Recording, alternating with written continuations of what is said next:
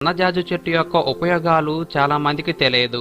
ఈ వీడియోలో సన్నజాజి చెట్టు యొక్క ఆయుర్వేద ఉపయోగాలు మరియు సన్నజాజి చెట్టు మన ఇంట్లో ఉంటే కలిగే ఫలితాల గురించి తెలుసుకుందాం. నోటిపోతనైనా ఇట్టే తగ్గించే శక్తి సన్నజాజి చెట్టుకు ఉంది. అది ఎలానో ఈ వీడియోలో తెలుసుకుందాం. సన్నజాజి చెట్టును జాజి పువ్వుల చెట్టు అని కూడా పిలుస్తారు. వినాయక చవితి రోజు చేసుకునే వరసిద్ధి వినాయక ఏకవింశతి పత్రి పూజాక్రమంలో వాడే 21 పత్రాలలో ఈ ఆకు కూడా ఉంటుంది. వినాయక చవితి రోజు స్వామివారిని పూజించే 21 పత్రాలలో జాజిపత్రం 16వది. ఓం శూర్పకర్ణాయ నమః జాజిపత్రం పూజయామి అని జాజిపత్రాన్ని స్వామివారికి సమర్పిస్తారు. సన్నజాజి చెట్టు ఓలియేసి కుటుంబానికి చెందినది. దీని వృక్షశాస్త్రీయ నామం జాస్మినం గ్రాండిఫ్లోరం అంటారు. సన్నజాజి చెట్టును ఇంటి ముందు పెంచుకోవటం వల్ల మన ఇంట్లోకి పాజిటివ్ ఎనర్జీని తెస్తుంది. వీటి పువ్వుల వాసన మనం